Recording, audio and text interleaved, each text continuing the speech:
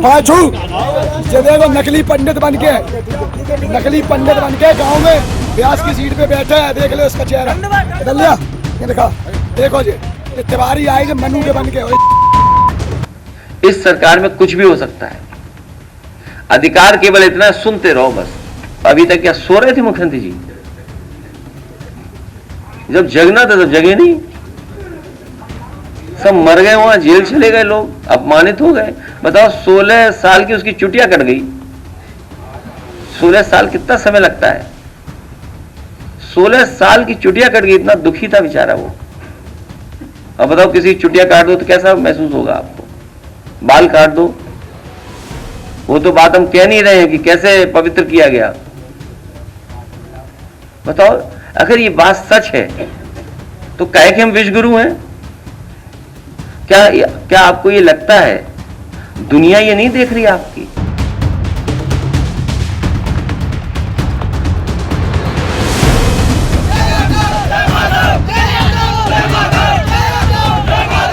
कुछ लोगों को हिरासत में लिया गया है।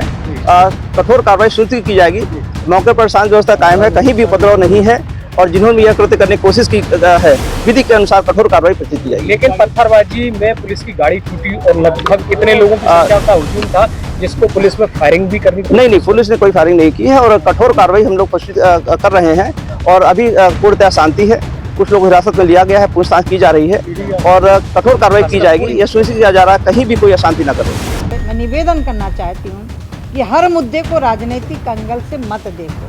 घटना घटी है, उस घटना की कोई पक्ष नहीं ले रहा। घटना अच्छी नहीं हुई है, जो भी घटना घटी है वो अच्छी नहीं हुई है, लेकिन उसको राजनीतिक तूल देना, जाति में तब्दील करना ये ठीक नहीं।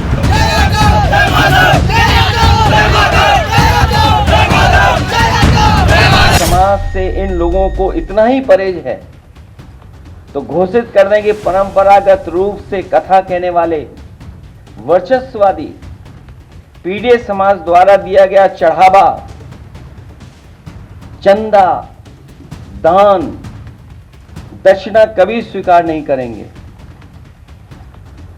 प्रभुत्ववादी और वर्चस्ववादी समय समय पर कभी घर को गंगा जल से तो कभी मंदिर को धुलवाकर पीड़ित समाज का मानसिक उत्पीड़न व अपमान करते हैं और अब तो सिर तक मुड़वा रहे हैं।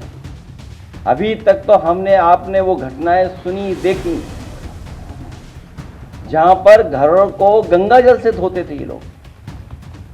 अगर कोई पीड़ित परिवार का मंदिर चला जाए तो मंदिर को गंगा जल से धोते हैं और अब तो सीमा लांघ गई ये वर्चस्ववादी। आखिरकार किसका आशीर्वाद है? क्या सरकार का आशीर्वाद नहीं है जिसकी वजह से सर तक मुंडवा दे रहे हैं, पेशाब तक करवा दे रहे हैं और रात भर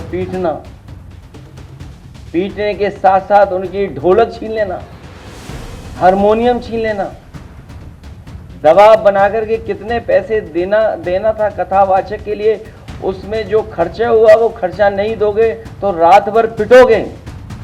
एक ही बात कहूंगा, भाजपा जाए तो हम सबको चैन आएगा। भारतीय जनता पार्टी उनका पॉलिटिकल लाभ लेने के लिए घटनाएं होने देना चाहती है। भारतीय जनता पार्टी, इनकी सरकार में बैठे लोग न्याय देने लगे और निष्पक्ष कार्रवाई करने लगे तो बहुत सारी घटनाएं होंगी नहीं, बहुत सारे गरीब लोगों को न्याय मिल जाएगा। इस सरकार का रवैया क्या है, इस सरकार का रास्ता क्या है? कई मौकों पर मैंने कहा यह सरकार हार्टलेस है, अनडेमोक्रेटिक है और हर वो काम अनकॉन्स्टिट्यूशनल उसको सपोर्ट करती है। बाबा साहब भीमराव अम्बेडकर जी का संविधान, उसकी प्रस्तावना, केवल प्रस्तावना के तहत ही अगर सरकार फैसला लेने लगे तो हमारे गरीब, गांव में रहने वाले लोग, पीडीए परिवार के लोग, दलित, पिछड़े, अल्पसंख्यक और जिनके साथ अन्याय हो रहा है उनको न्याय मिलने लगे, उनका सम्मान होने लगे। इस सरकार में बैठे लोग लगातार अन्याय करा रहे हैं। वो प्रभुत्ववादी लोग, वर्चस्ववादी लोग, प्रभुत्ववादी लोग लगातार पीडीए परिवार के लोगों को डरा रहे हैं, धमका रहे हैं, अपमानित कर रहे हैं। सोचने का सवाल यह है, भागवत कथा सबके लिए है, भागवत कथा सबके लिए है। जब सब सुन सकते हैं तो सब बोल क्यों नहीं सकते? भागवत कथा अगर सबके लिए है, सब सुन सकते हैं, तो सब बोल क्यों नहीं सकते हैं? भगवत कथा भगवान कृष्ण से जुड़ी है। अगर सच्चे कृष्ण भक्तों को ही भगवत कथा कहने से रोका जाएगा, भागवत कथा तो भगवान कृष्ण से जुड़ी है। अगर सच्चे कृष्ण भक्तों को ही भागवत कथा कहने से रोका जाएगा, तो कोई ये अपमान क्यों सहेगा? क्यों सहेगा कोई अपमान? कुछ लोग, वर्चस्ववादी लोग, प्रभुत्ववादी लोग कथा वाचन में अपना एकाधिकार बनाए रखना चाहते हैं। ये एकाधिकार छीने नहीं उनका, वर्चस्ववादी लोगों का एकाधिकार छीने नहीं। कथा वाचन को जिन्होंने भावना की जगह व्यवसाय बना लिया है, व्यवसाय बनाने वाले लोग, हमारे इटावा कथा वाचन पीढ़ी अपमान कांड उन्हीं कुछ प्रभुत्ववादी और वर्चस्ववादी की वजह से घटित हुआ है। अगर पीड़ित समाज के इन लोगों को इतना ही परहेज है तो घोषित कर दें कि परंपरागत रूप से कथा कहने वाले वर्चस्ववादी पीड़ित समाज द्वारा दिया गया चढ़ावा, चंदा, दान, दक्षिणा कभी स्वीकार नहीं करेंगे।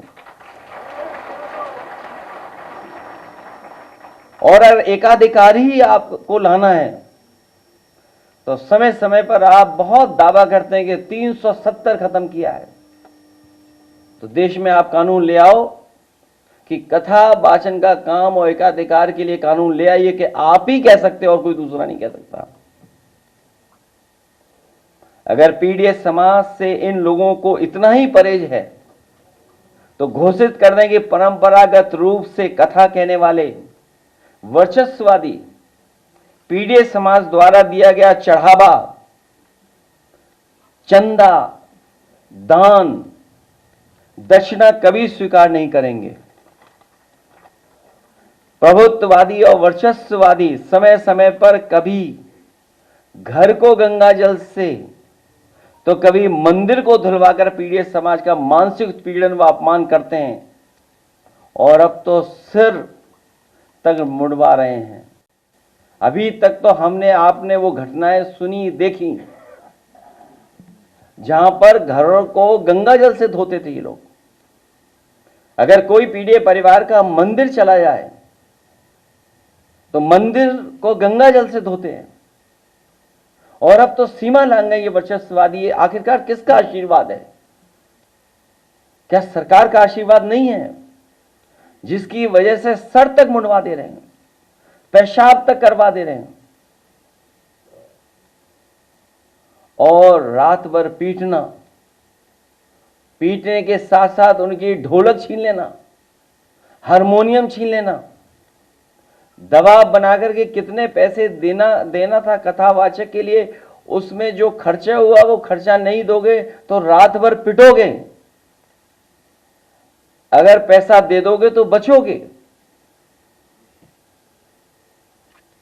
आखिरकार ये वर्चस्ववादी और प्रभुत्ववादी लोग इतनी ताकत कहां से पा रहे हैं? भाजपा राज में पीड़ित समाज को हे दृष्टि से देखा जाता है। आदरणीय रामविलास सुमन जी ने तो कुछ घटनाएं बताई हैं, कुछ महत्वपूर्ण पदों पे बैठे लोगों के बारे में बताया है। सुना है हमने कि देश की सर्वोच्च सीट पर बैठने वाले के साथ भी कभी अपमान हुआ है। देश के राष्ट्रपति भी हे दृष्टि का सामना कर चुके हैं। सच तो यह है कि जैसे जैसे पीड़ित समाज में चेतना और जागरूकता बढ़ती जा रही है, वैसे वैसे पीड़ित समाज पर मनोवैज्ञानिक दबाव बनाने के लिए वर्चस्ववादी के पीड़ित समाज पर अत्याचार बढ़ते जा रहे हैं। जो पाल समाज की बेटी के साथ अन्याय हुआ, अगर उसके परिवार के लोग खड़े हो गए तो उसके पिता पे भी मुकदमे लगा करके जेल भेज दिया, इनाम भी घोषित कर दिया। हमारी पार्टी के अध्यक्ष उस परिवार से मिलकर के उस परिवार को न्याय दिलाने के लिए, उस परिवार की मदद के लिए जा रहे थे तो पुलिस लगाकर रोक दिया। आखिरकार ये वर्चस्ववादी और प्रभुत्ववादी लोग चाहते क्या हैं? पीड़ित समाज पर लगातार बढ़ते हमलों का असली कारण यह है कि वर्चस्ववादियों को लगता है कि उनके पीछे आज भाजपा की वो सरकार खड़ी है जो सदियों से शक्तिशाली रहे लोगों की सरकार है और वो उन्हें बचा लेगी। लेकिन अब पीड़ित समाज की एकता और एकजुटता इसका जवाब डट करके देगी।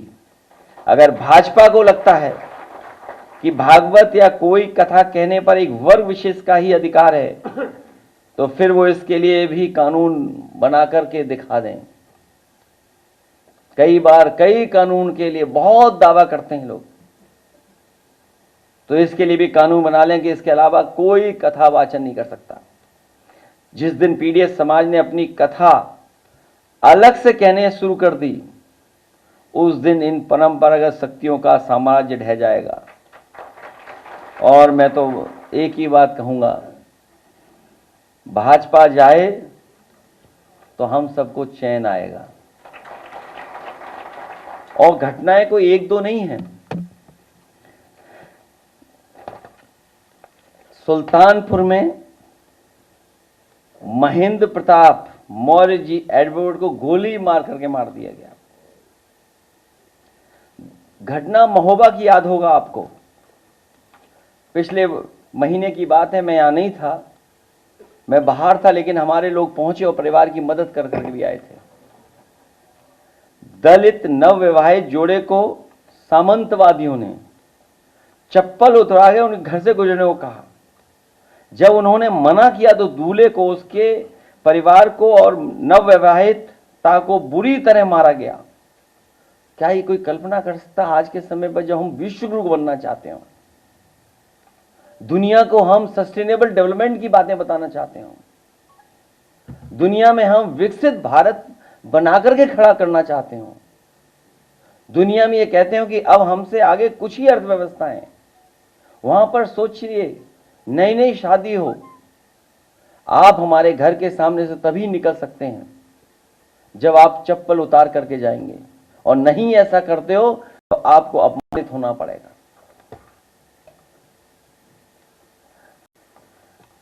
ईटा की घटना, जैतपुरा की अम्बेडकर जयंती पर शोभा यात्रा नहीं निकालने दी, दलित